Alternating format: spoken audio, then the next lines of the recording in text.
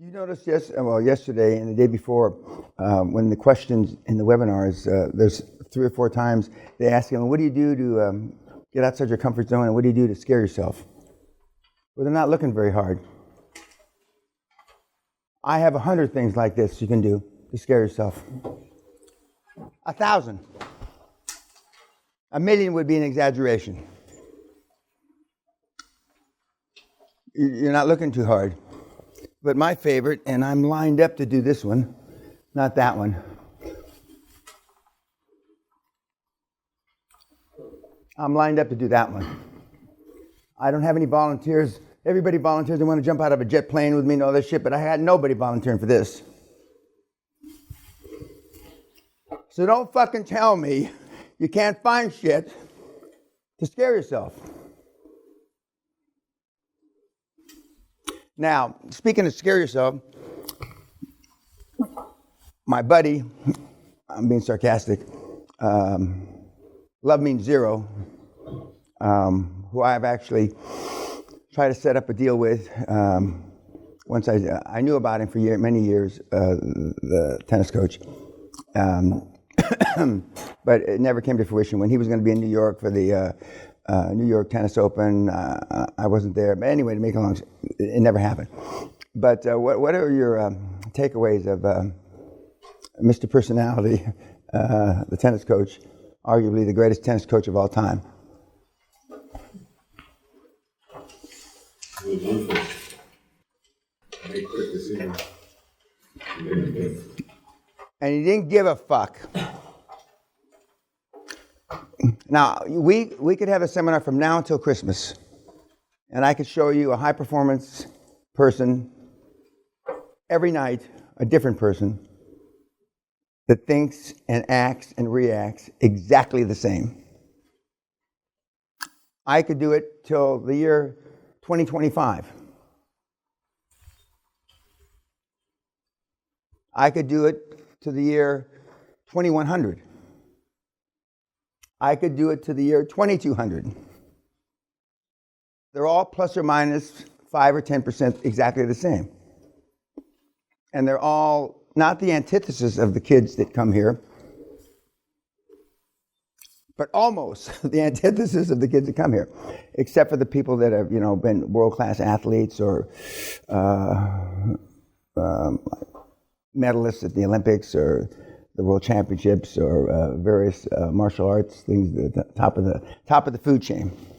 What else about? He wasn't specific enough on his actual goal. Yeah. Now he's a perfect example. Now, in this regard, he's like all the other mentors and gurus. He never did it himself, and he's coaching world-class people to do it. And that's what virtually all the other gurus, they've never done it themselves, and they're teaching all the kids. So that's the only positive takeaway from all the rest of the guys and girls that coach, mentor, etc. You don't have to have done it, but vis-a-vis doing deals, that's what separate the men from the boys. If you haven't done a deal, then you don't know what a deal looks like. But again, not hardly anybody coaches doing deals. What else about he told Agassi that he wasn't going to be his coach in the newspaper. That's how Andrew found out about it. Seems pretty cold, doesn't it? Pretty heartless. They are.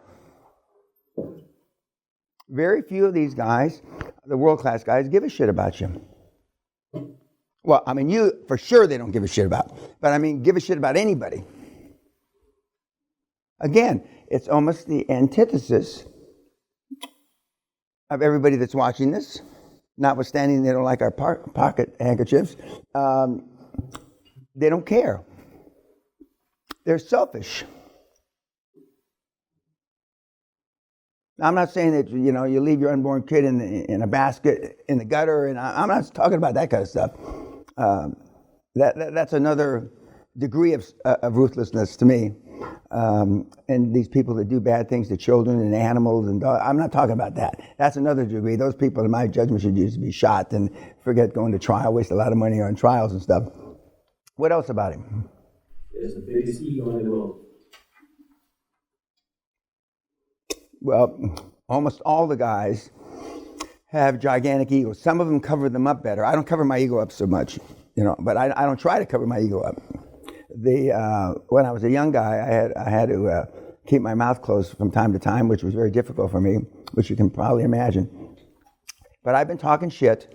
When I got the Alumni Award of the Year in 1991 for the school I got to explain about, and the dean of the School of Business, Dr. Shirley Teeter, who I had known before she was a PhD, when she was working on her PhD at UCLA, because I went to UCLA as well. I don't talk about it, but she was finishing her PhD at UCLA when I was her teacher's assistant at Cal State Northridge.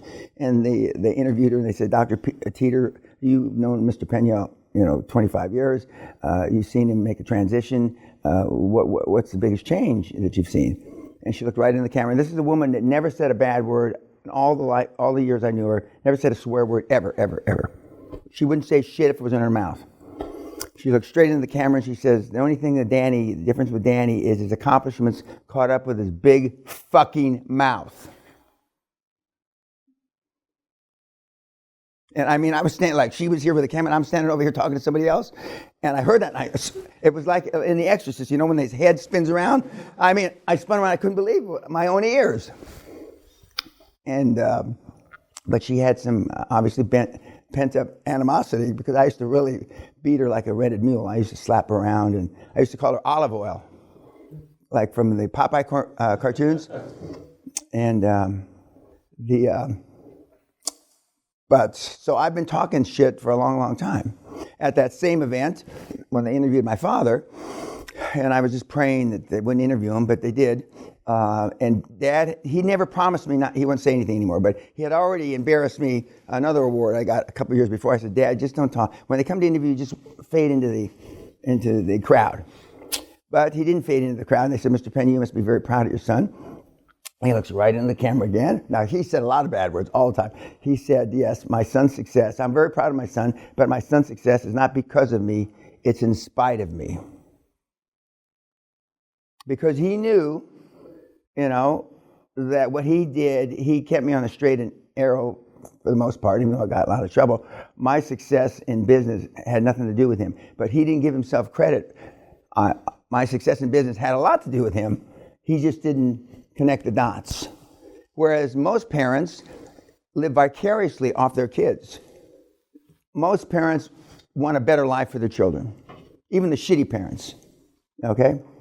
They don't know how to get that result, but they want a better. If you were poor, you don't want your kids to be poor. If you're uneducated, you don't want your kids to be uneducated, et cetera, right? Well, as you become successful, they live vicariously off your success. For those of you that have had some success, and everybody in the room has had some success, and their parents were proud.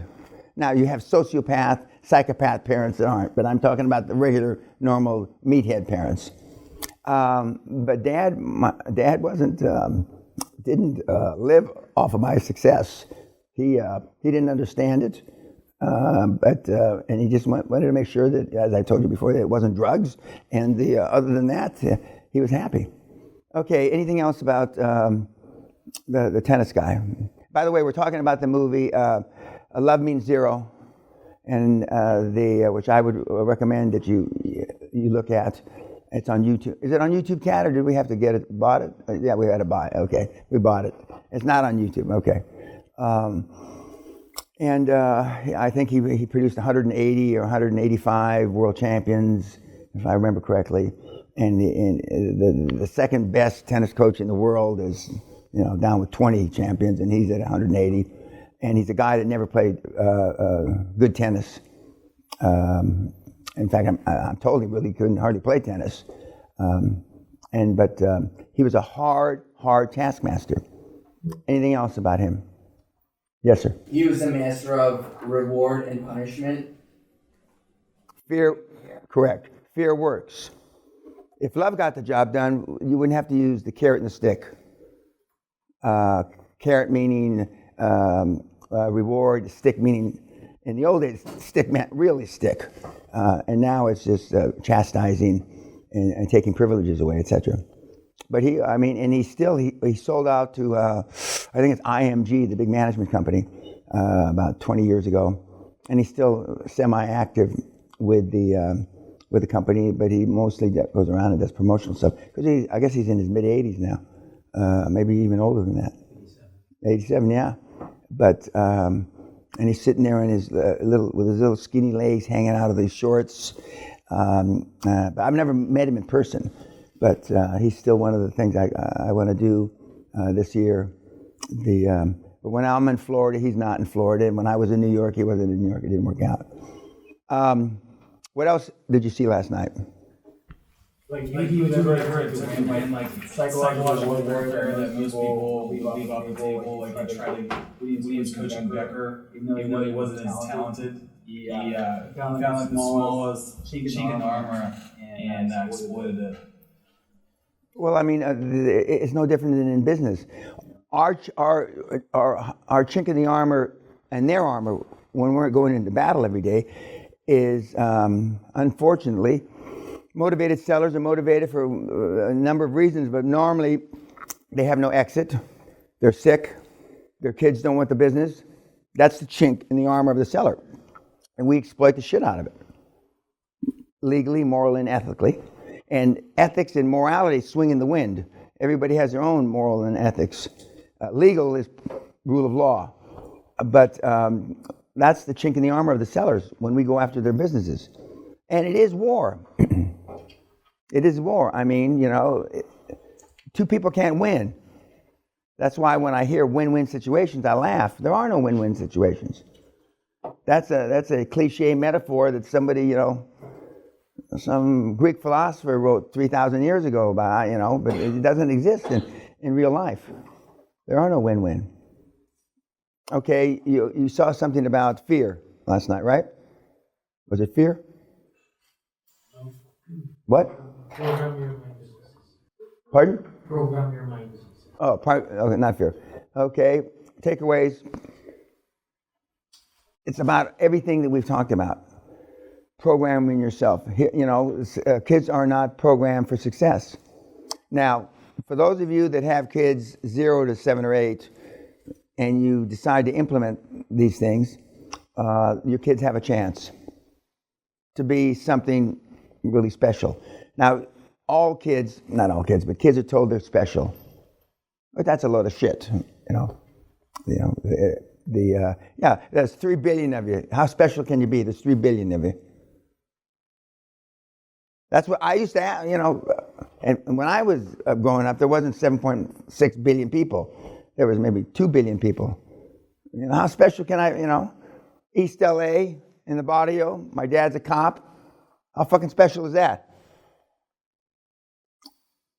Which is the truth. So now there's 4 billion kids. My dad's a fireman. How special am I? But we've been led to believe wrongly that if you keep telling your kid he's special, unless you can show him how he's special, it goes in one ear and out the other ear. Just as another load of shit my parents are telling me. Telling them they're special over and over again, and then connecting the dot to them doing something special, like that little girl that jumped on the chair. That little girl is special for doing that. Most parents would have stopped about the 4th or 5th time she hit her head on the floor. And hopefully that father will use that as a building block. Anything about any of the other videos or the tennis guy that you saw last night? Yes, sir. Be terrified of sitting on your ass, not making progress, should be a nightmare.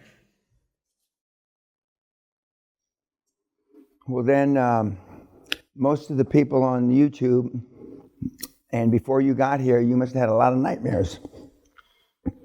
Because we delude ourselves into progress. When we talk about goals tomorrow, and they say make small goals with marginal achievements so you don't disappoint yourself is the theory behind goal setting, which is 180 degrees of what it should be. Okay, as opposed to I see myself in the Olympics standing on the podium, etc. Instead of just going to the Olympics. big bodacious. I see myself, Muhammad Ali, and I knew from when he was Cassius Clay, was saying he was the greatest since he was 17, 18 years old. Okay? And he was considered a loudmouth, for doing that, but, arguably he was the greatest. For sure, at that time he was. There was no question about that. Whether he was still the greatest after Tyson came along and a bunch of other guys. You remember, you will never exceed your highest expectation of yourself. If you won $1 million, it's not likely you're ever going to have $2 million. If you won 10 million, 100 million, and as Josh said in his second role play, he said, when I was playing the chairman, potential chairman, I said that I was overwhelmed or very surprised, pleasantly surprised how high your goals were. And he says, well, if I shoot for Mars, at least I'll hit the moon. Or I forget how he put it, but something like that, which is true. It's not likely that we're going to produce any trillionaires. But if you say you're going to make $5 million, you sure shit never going to be a trillionaire. And ostensibly, the parents tell you to have small goals, incremental goals, because they don't want to see you disappointed. What they're really saying is they don't want to see you disappointed like they've been.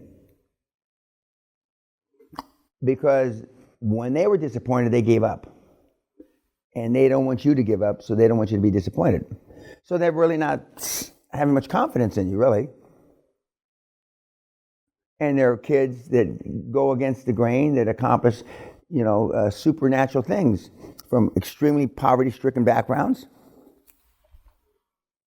But most of our parents, and I mean collectively, most of our parents have given up. Remember, 87% of the people on the planet in 2016, according to the Gallup poll, are unhappy with their life because we live quiet lives of desperation.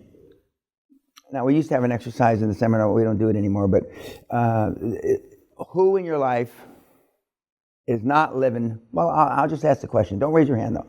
Who in your life that you know, from A to Z, or A to Z as they say here, is not living a quiet life of desperation? Do you know anybody? Not guys you watch on TV, I mean people that you hang with, chill with, go and fart and belch at the sports bars with, go to work out with. You can count them if you've got any, probably on less than 5 fingers. Well, actually, 1 thumb and 4 fingers. Hence, show me your friends, I'll show you your future. You're the average of the 5 or 6 or 7 people that you have been exposed to most of your life. And I rest my case. That's why when I showed you a picture of my grandson with a little T-shirt, "Future Hero," I mean, but you can overdo being a hero. And I know how you can overdo it. We had tennis courts here. My kids used to play tennis twice a day, 7 days a week, snow, rain, sleet, wind. They can't stand to look at a tennis racket now. I beat tennis out of them wrongfully. They used to do martial arts. I had my own guy like you come to the house 4 times a week. They got up to, I think they got the brown belts, and then they quit. The only thing that they still like to do is play golf. I built a golf course. Okay? Golf, I think golf because they could get away from me. So I know how to overdo it, and you can't overdo it. Okay, YouTube, thank you.